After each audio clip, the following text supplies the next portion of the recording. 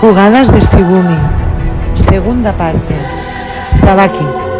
Intento de resolver una situación difícil de un modo rápido y flexible. Gofre. Porte de la Rau.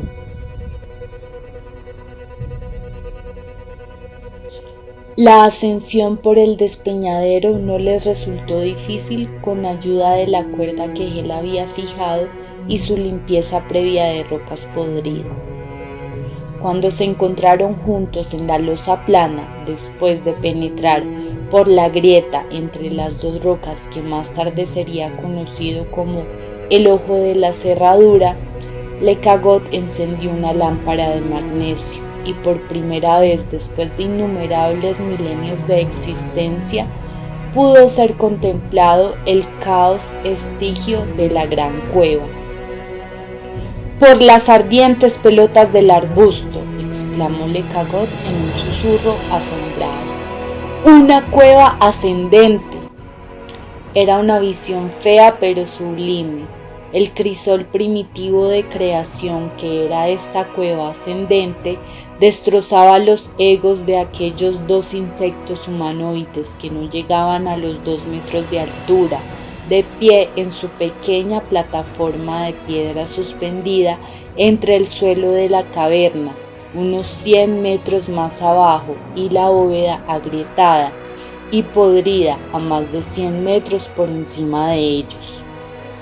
La mayor parte de las cuevas dan la impresión de serenidad y eternidad, pero las cuevas ascendentes son terribles en su caos orgánico.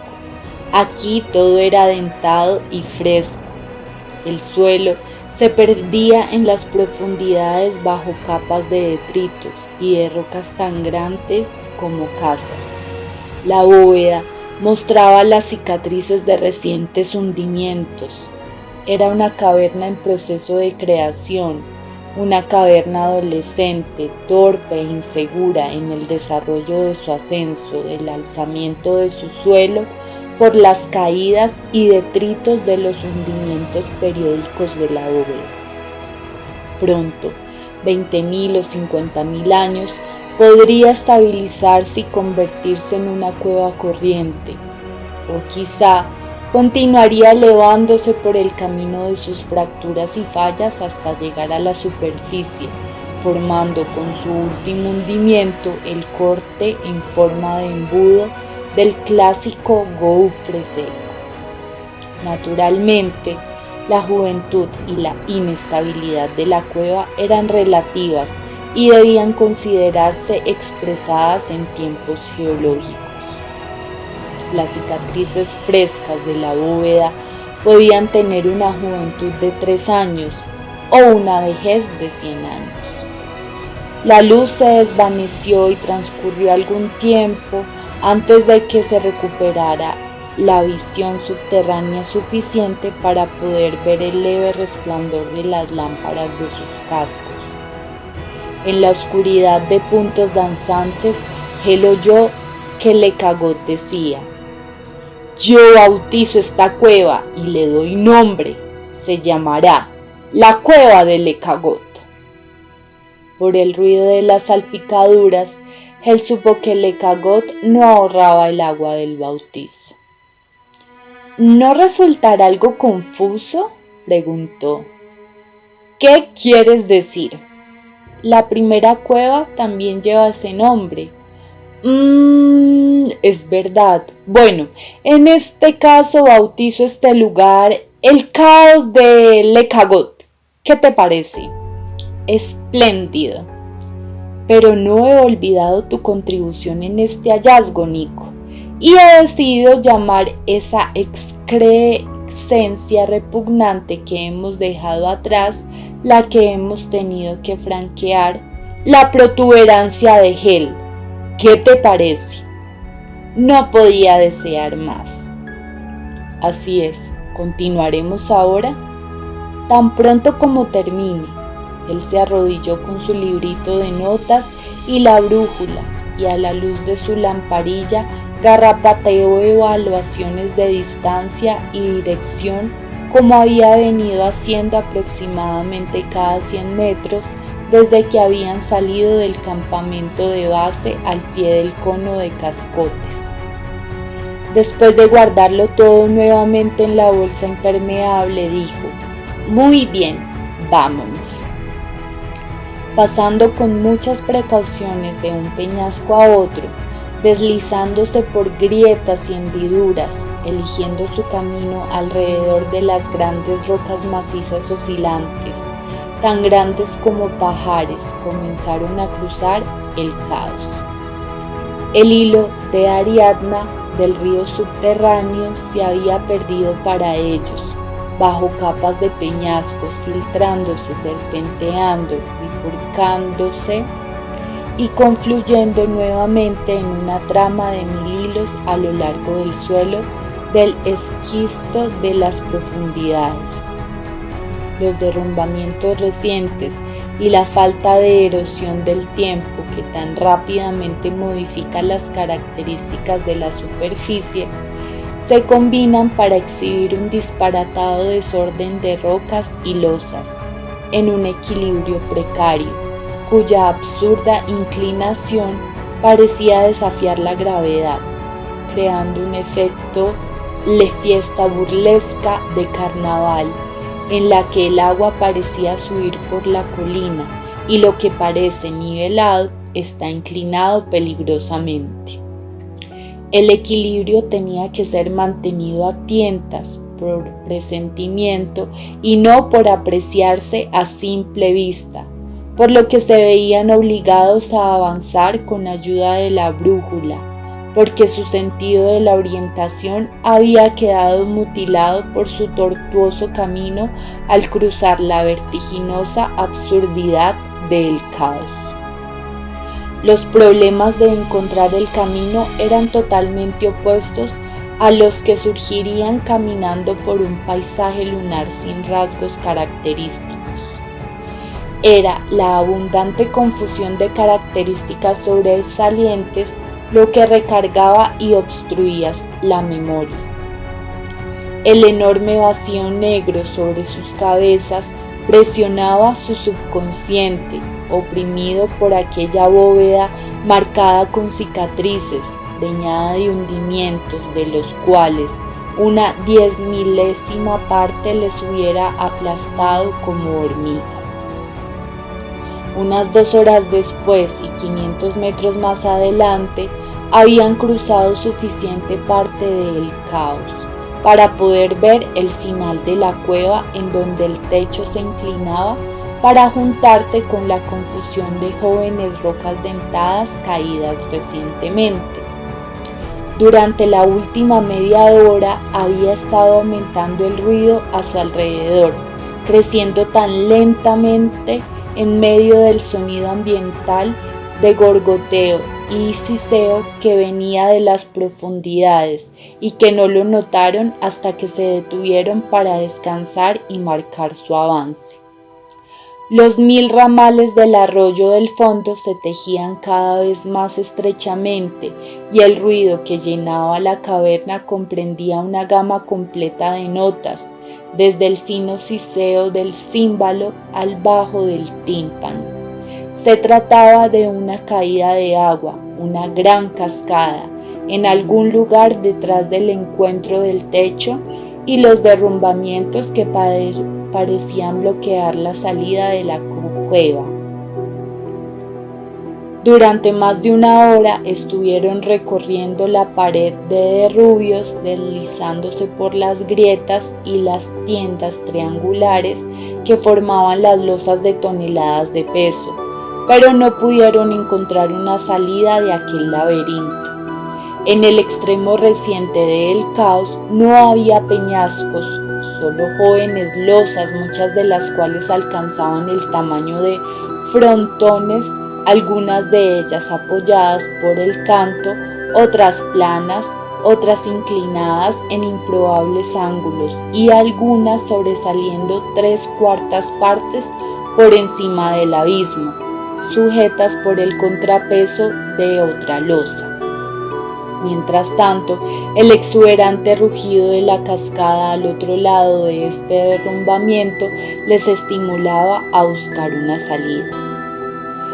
«Descansemos y soseguémonos», gritó Lecagot por encima del ruido mientras se sentaba en un pequeño fragmento de losa, se quitaba la mochila y buscaba en su interior unas galletas de pan, queso y chorizo.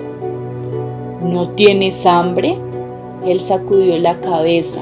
Estaba tomando notas en su libreta, haciendo evaluaciones atrevidas de la dirección e incluso unas aproximaciones todavía más vagas de la inclinación, pues el simómetro de su brújula Brunton había sido inútil en la indomabilidad del caos. «¿Es posible que la cascada esté detrás de la pared?», preguntó Lecagot. «No lo creo.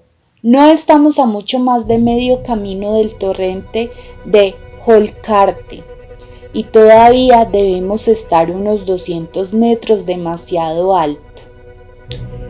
Y ni tan siquiera podemos bajar hasta el agua para arrojar el tinte en ella. Vaya complicación con esta pared. Y lo que es peor, hemos terminado el queso. ¿A dónde vas?». Él se había descargado de la mochila y estaba iniciando un ascenso libre de la pared. «Voy a echar una ojeada a la cima de esas rocas». «Inténtalo un poco a tu izquierda». «¿Por qué? ¿Ves algo allí?». «No, pero estoy sentado justamente en la línea de tu caída y me encuentro demasiado cómodo para moverme». No habían prestado atención a la posibilidad de subir a la cima del montón de rocas, porque, aunque hallaran un paso por el que introducirse, les llevaría directamente a la parte superior de la cascada y probablemente sería imposible cruzarla, pero la base y los costados del obstáculo no ofrecían paso alguno, de modo que lo único que les quedaba era la cima. Media hora después, Lecagot oyó un ruido por encima de él. Echó la cabeza hacia atrás para dirigir el rayo de su lámpara hacia allí. Él estaba bajando en la oscuridad. Cuando llegó a la losa, se dejó caer sentado y se apoyó después en su mochila con un brazo cubriéndole el rostro. Estaba cansado y jadeado por el esfuerzo, y el cristal de la lámpara de su casco se había roto a causa de una caída. «¿Estás seguro de que no quieres comer nada?», preguntó Lecagot. Con los ojos cerrados, hinchado el pecho al tragar grandes cantidades de aire, el sudor corriéndole por la cara y el pecho, a pesar del húmedo frío dentro de la cueva, él respondió al retorcido sentido del humor de su compañero con un gesto, versión vasca del lenguaje mímico universal para expresar animosidad. Metió el pulgar en el puño y lo ofreció a Lecagot.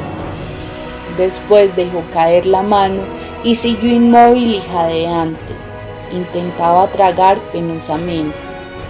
La sequedad de su garganta lo hacía doloroso. Lecagot le pasó el shahaco y él bebió ávidamente, comenzando por tocar sus dientes con la punta de la bota, porque no tenía luz, y alejándola después dirigiendo el chorro fino de vino hasta el fondo de su garganta. Mantuvo la presión en la bota, tragando cuando se le llenaba la garganta, y bebió durante tanto rato que Lecagot comenzó a preocuparse por su vida. «¿Y qué?», preguntó Lecagot de mala gana. «¿Has encontrado una salida?». Él hizo una mueca y afirmó con la cabeza. «¿Y a dónde saliste?». «Justamente en medio por encima de la cascada». «¡Mierda!». «No, creo que habrá un camino a la derecha, abajo, por entre las salpicaduras». «¿Lo has intentado?». Él se encogió de hombros señalando la lámpara rota de su casco. No podía hacerlo solo. Necesito que me protejas desde arriba. Hay un buen lugar para sujetarse. No debías haberte arriesgado, Nico. Uno de estos días vas a matarte y después lo sentirás. Después de haber pasado deslizándose por la absurda red de grietas que le condujeron al exterior hasta una estrecha plataforma directamente encima de la rugiente cascada, Le Cagot quedó maravillado. El salto tenía mucha altura y en el aire inmóvil se alzaba una bruma que retornaba a la columna de agua borboteando a su alrededor, como un baño de vapor a 40 grados de temperatura. Todo lo que podía ver desde arriba a través de la neblina era la parte superior de la cascada y algunos metros de roca resbaladiza a los lados de la plataforma. Hel siguió hacia la derecha donde el borde se estrechaba hasta alcanzar unos pocos centímetros, pero continuaba alrededor de la roca de la boca de la cueva. Se trataba de un borde desgastado, redondo, evidentemente un antiguo borde de la cascada. El estrépito cacofónico de la cascada les obligó a comunicarse por medio de signos.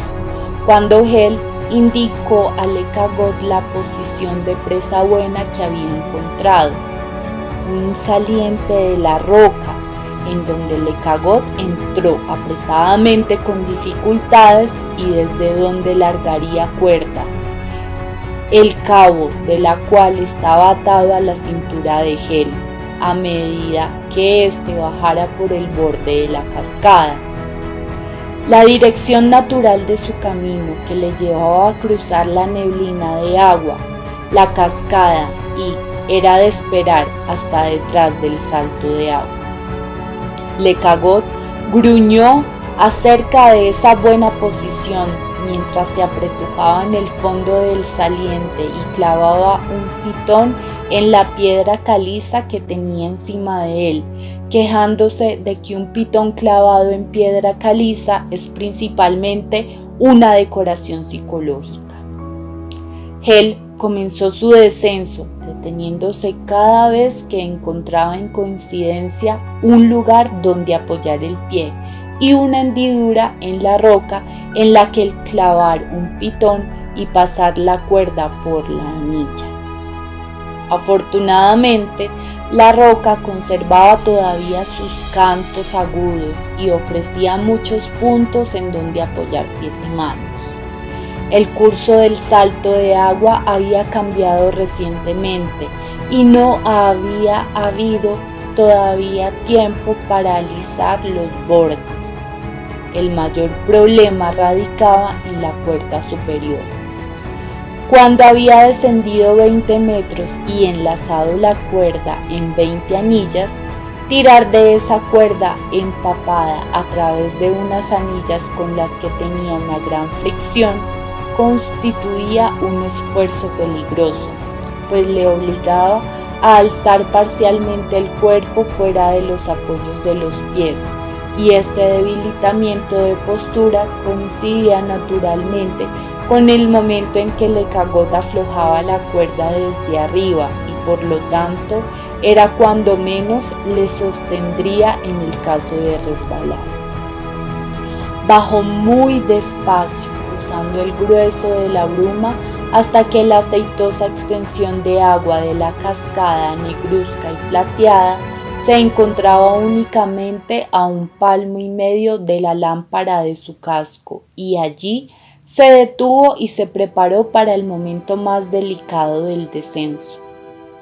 En primer lugar, tendría que fijar un grupo de pitones de modo que pudiera moverse independientemente de Le Cagot, quien, al no ver la cuerda, podría retenerla e impedir el avance de Hel mientras éste se hallara bajo la cascada, cegado por la manga de agua y buscando pliegues de cuerda que no podía ver.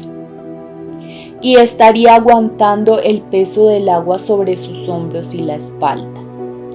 Tenía que darse suficiente cuerda para cruzar de una vez toda la cascada, porque no podía respirar hasta encontrarse detrás de ella.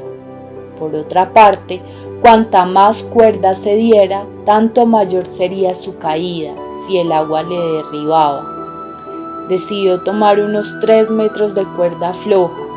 Le hubiese gustado una longitud mayor para evitar la posibilidad de llegar al final de la cuerda mientras estuviera todavía debajo de la columna de agua, pero el sentido común le indicaba que 3 metros era la longitud máxima que le llevaría colgando fuera del alcance de la caída del agua, en el caso de que cayera y quedara inconsciente, con el peligro de ahogarse si permanecía colgado en la línea del agua.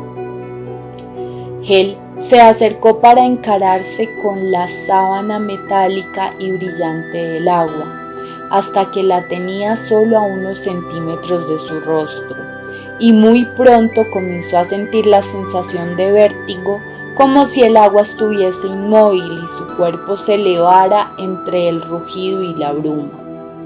Alargó la mano introduciéndola por la cara de la cascada, cuya agua se abrió formando un brazalete grueso y pesado alrededor de su muñeca, y buscó a tientas el asidero más profundo al que pudiera agarrarse. Introdujo los dedos en una pequeña grieta invisible detrás del agua. El asidero estaba más bajo de lo que él hubiera deseado, porque sabía que el peso del agua sobre su espalda le haría doblegarse, y el mejor asidero hubiera sido en lo alto, de modo que el peso hubiera aumentado todavía más la presión de los dedos. Pero fue la única hendidura que encontró, y el hombro comenzaba a mostrar cansancio por el golpeteo del agua en su brazo estirado. Respiró varias veces profundamente porque sabía que es más la acumulación de dióxido de carbono en los pulmones que la falta de oxígeno, lo que hace sentir el ansia de aspirar el aire. Hizo una última aspiración muy profunda, ensanchando al máximo su tórax. Dejó escapar una tercera parte del aire y penetró en la cascada. Casi resultó cómico y seguramente ridículo. La sábana del salto de agua tenía un espesor de menos de 20 centímetros y el mismo movimiento de balanceo le hizo entrar y salir del agua hasta detrás de la cascada, en donde se encontró en un amplio borde debajo del cual había un rincón tan lleno de broza y desechos que cualquier niño sano hubiera podido bajar por allí fácilmente. Evidentemente, una salida que Hel no creyó necesario comprobar, de modo que cruzó de nuevo el salto de agua y trepó hasta el lugar en donde Lecagot le esperaba, al que informó de todo gritándole en la oreja con el clic accidental de sus cascos la feliz circunstancia. Decidieron dejar la cuerda instalada para facilitar su retorno y descendieron uno detrás de otro hasta encontrarse al pie del rincón lleno de broza.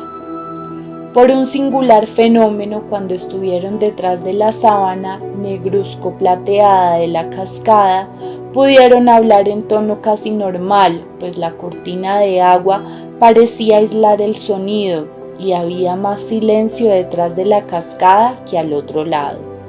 A medida que bajaban, el agua del salto se iba partiendo lentamente, pues gran parte de su caudal formaba bruma y el peso de la cascada al final del salto era inferior al peso de arriba. Su masa quedaba esparcida y al cruzarla se parecía más a una lluvia torrencial que a una cascada. Avanzaron con precaución por la cegadora y gélida corriente, caminando sobre una roca resbaladiza, limpia de detritos. Al avanzar, la neblina se hizo más clara hasta que se encontraron al aire libre en la oscuridad, dejando atrás el ruido de la cascada. Se detuvieron y miraron a su alrededor. Se encontraban en una bella gruta diamante de dimensiones más humanas que la terrible caverna de El Caos de Lecagot, una cueva para turistas, aunque más allá de las posibilidades de acceso de cualquiera de ellos. Aunque era un despilfarro, la curiosidad les impulsó a encender otra bengala de magnesio. Una belleza abrumadora. Detrás de ellos, la creciente nebulosa de bruma, agitándose perezosamente en la succión del agua que caía.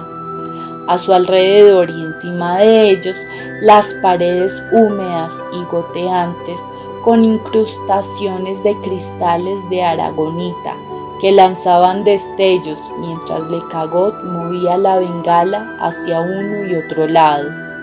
En la pared norte, un salto de agua helada resumaba por un lado formando un charco como de caramelo osificado.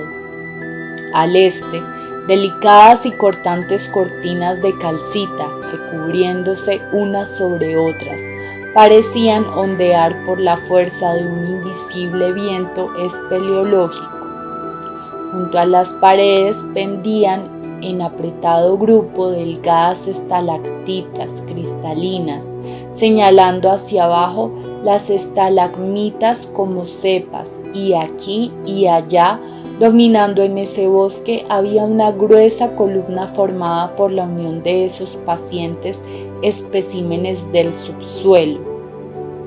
No hablaron hasta que el resplandor se volvió anaranjado y se desvaneció, y el brillo de las paredes fue sustituido por puntos de luz que danzaban ante sus ojos, que se veían obligados a dilatar para acomodar la visión a la luz relativamente débil de sus lámparas en el casco.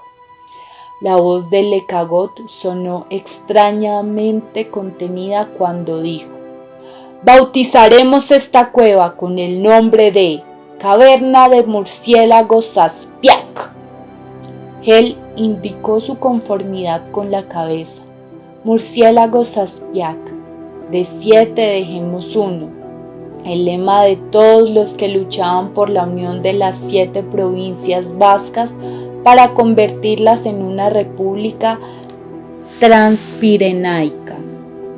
Un sueño impracticable, ni probable, ni deseable, pero un lema útil para las actividades de los hombres que preferían el romántico peligro a la aburrida seguridad.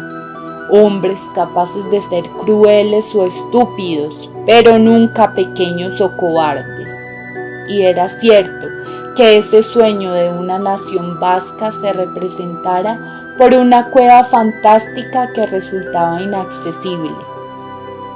Se agachó y midió con su simómetro la distancia aproximada hasta la cima de la cascada, haciendo mentalmente unos cálculos.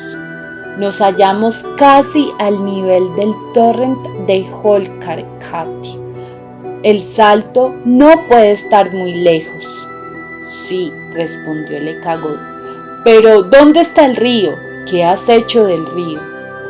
Era cierto que el río había desaparecido, interrumpido por las caídas. Evidentemente se había esparcido entre grietas y hendiduras, y debía circular por debajo de ellos en algún lugar. Había 2 posibilidades: o surgiría de nuevo dentro de la cueva en algún lugar delante de ellos, o las hendiduras al pie de la cascada eran el punto final por donde era engullido antes de su caída al barranco.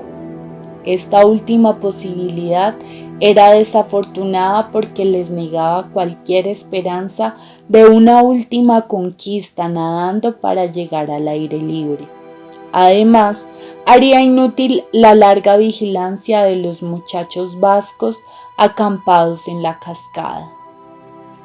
Lecagot tomó la delantera cuando avanzaron por la caverna del Murciélago Saspiac, como solía hacer siempre cuando la marcha era razonablemente fácil. Ambos sabían que Nikolai era el mejor técnico en cuanto a rocas. No era necesario que Lecagot lo admitiera ni que Head lo acentuara. El puesto de guía cambiaba automáticamente según la naturaleza de las características de la cueva. Hel tomaba la delantera en las chimeneas, en las gateras estrechas, dando la vuelta a las cornisas, mientras que Lecagot actuaba de guía cuando entraban en las cuevas o grutas inmensas que, por lo tanto, descubría y daba nombre.